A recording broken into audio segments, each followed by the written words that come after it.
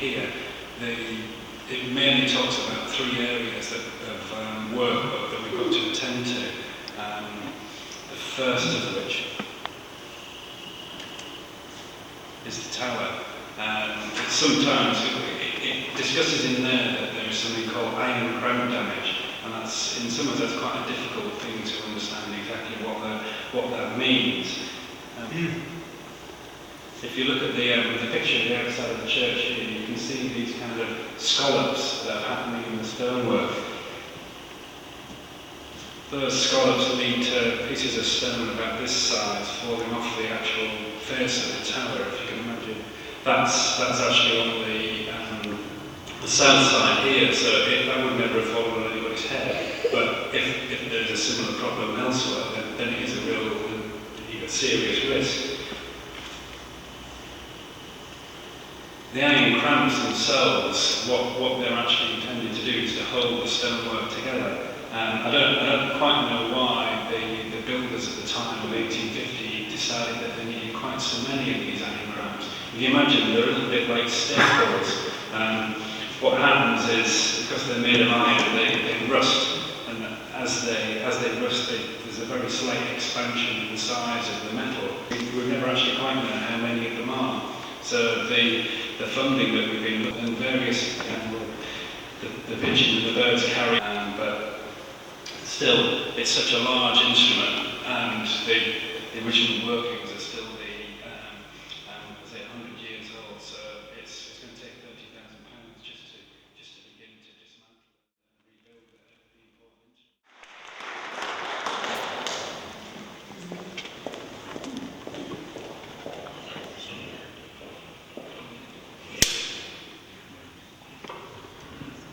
I'll try and keep you, and I have nothing to present, but I like standing here with a microphone. It makes me feel like Frank Sinatra. Tonight is it's the only occasion really when I wish I was French, because if we were in France now, we wouldn't be having this appeal. Because in fact, every church building in France, built before 1904, is the responsibility of the state. And all the money that is needed to be spent on this building would be paid for by the government, if we were in France.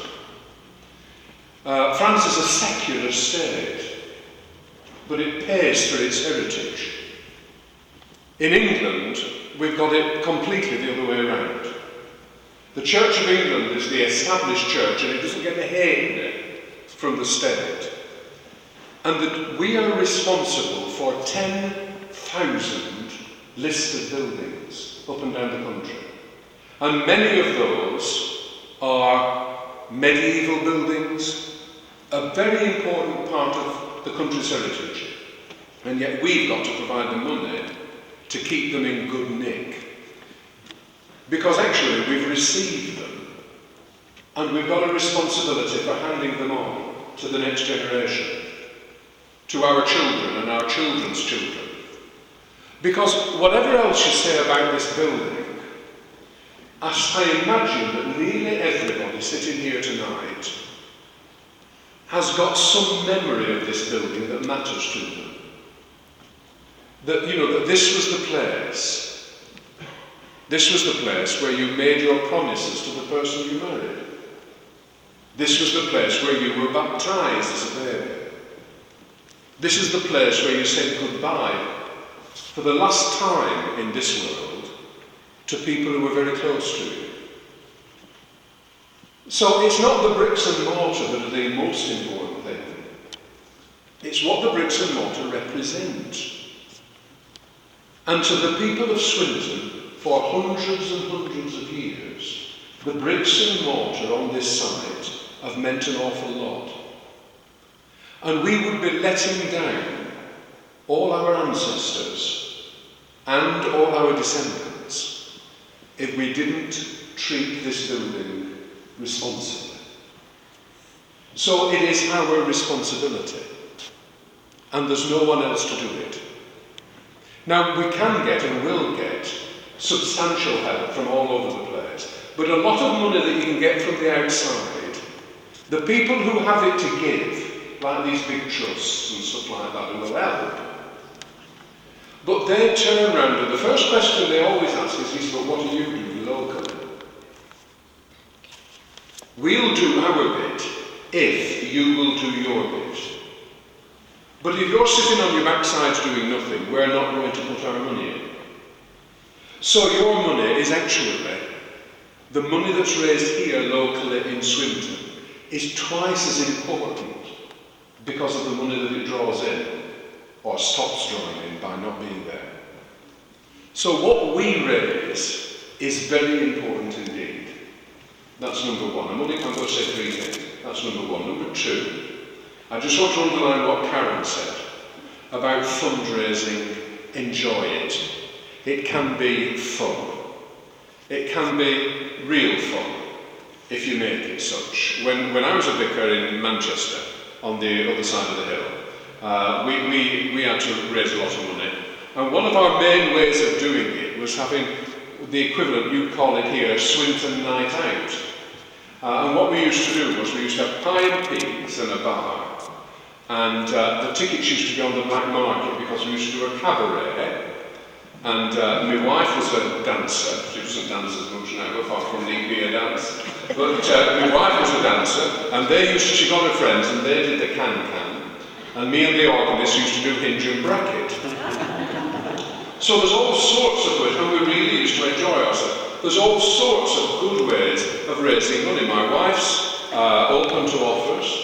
She does abseiling. She's abseiled from the stand that Sheffield United put forward. She's skydived from 13,000 feet for the Children's Hospital in Sheffield. So she's open to offers. If the tower's safe, she'll be up and down it in no time. I want to encourage you to enjoy and do anything you can to raise money for one good reason. You see, if you don't, I've been threatened. I've been threatened by your parish priest. He says, because unless we get what we need, he said, I might have either to take in washing or sell my body. And the thought of the latter, I expect that you have to pay the fine, you see, in America. So you really do have to make this money, unless you want to see, I don't think what. So it is important, but do enjoy it and use your imagination. But the part you play, is very, very important. I am saying this because these big trusts who might give money really will ask, what are we doing? Because they won't play their part if we don't play ours. And the last thing, and then I shall shut up and we can have whatever. The last thing is this: be generous. Be generous. Now, what is generosity? I go around saying this all the time. How do you measure whether you're generous or not? How do you decide whether you've been generous or whether you've been tight? Yeah? Well, it's very simple. You never measure generosity by what you give. Whether it's £5, 50, 500, 5,000, 50,000. Some of you look quite well healed. Whatever, that's not how you measure whether you're generous or not, by how much you give. You only measure generosity by what you've got left when you've given. Right? That's how you measure generosity, by what you've got left when you've given. There's a story in the Bible where a bloke goes to the temple, their church, and he puts £1,000 in the kitty, and everybody claps, and they say, wasn't he generous? And there's a little old lady goes along, and she puts tuppence in. And they say, well, she hasn't given anything at all, she's only given tuppence. He's given £1,000. Jesus says, she's the generous one, because she gave all she had. And he was a millionaire, so he was stuck left. You see what I mean?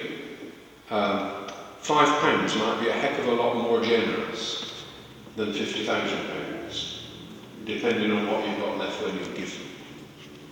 So Don't think about other people's generosity or lack of it. Just think of your own and how generous you could be to preserve this place of memories, this touching place that reminds people that life's about much more than bricks and mortar, but points towards that which is above everything and all of us to God. Thank you for listening.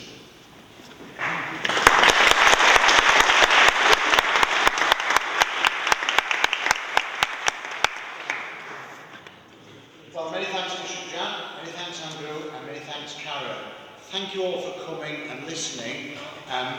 Think about how you can raise some money to St.Margaret's. If you've given a donation, thank you very much. If you haven't, I'll be sat at the church gates all day on Saturday looking fat 48. But at the end of the day, if we've got lots of money, I shall still be fat 48, but I'll be a lot happier. Right? And if you haven't given anything, then be careful as you're going out, because bits keep falling off the tower. But do please give generously, and thank you for coming.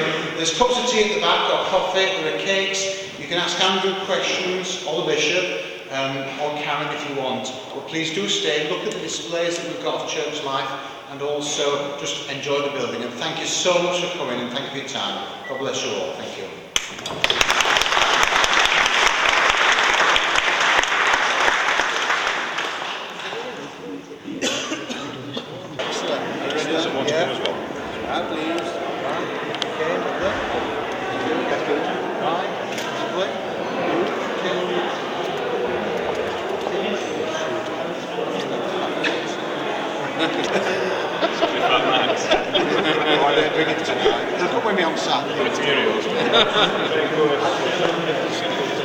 Does he behave himself? He'll do it, then he'll do it. Let's have a word and just make sure we don't have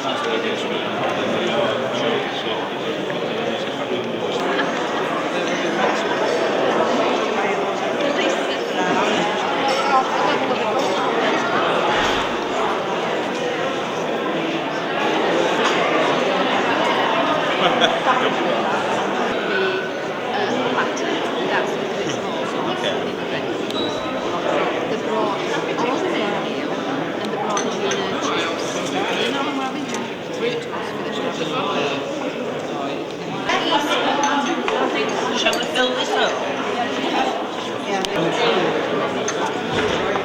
I don't know, it's just something.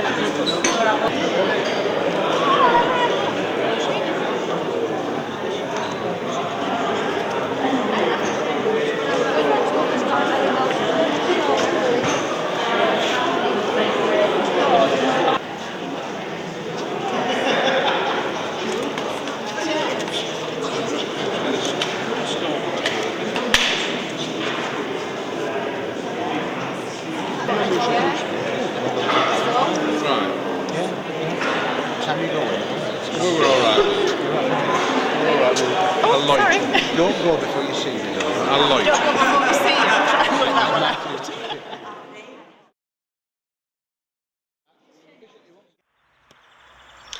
Friday the 26th of March 2004, and we have the board from the Local Heritage Initiative from the National Lottery.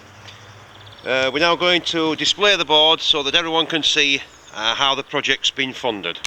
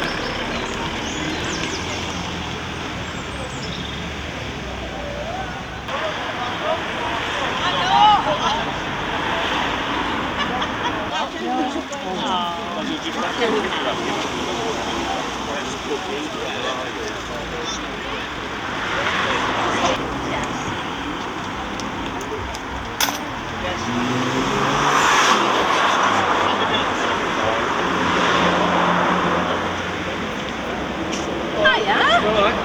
Oh, have you brought carriers? There's one for St. Margaret's. Yeah, eh? You made some money for St. Margaret's.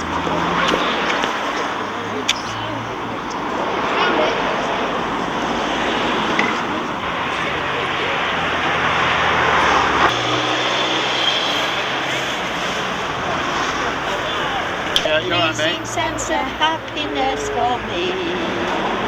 There is only one wish on my mind. When this day is through, I hope that I will find that tomorrow will be just the same for you and me. All I need will be mine if you are here. Keep together, please. I'm on the top of the world looking down on creation, and the only explanation I can find is the love that I've found ever since you've been around. Your love's put me at the top of the world. I'm on the top of the world looking down on creation, and the only explanation I can find is the love that I found ever since you've been around. Your love's put me at the top of the world again. Your love's put me at the top of the world. It's good, this tea, you know. I'm not taking it off. Wonderful, what are you putting in it? We have frightened them away, have we? We're singing that this afternoon. Thank you ever so much. You're welcome. Very kind. All the Thanks, best. bless you. Thank you Thanks very very much indeed. Thank you. Thanks very much.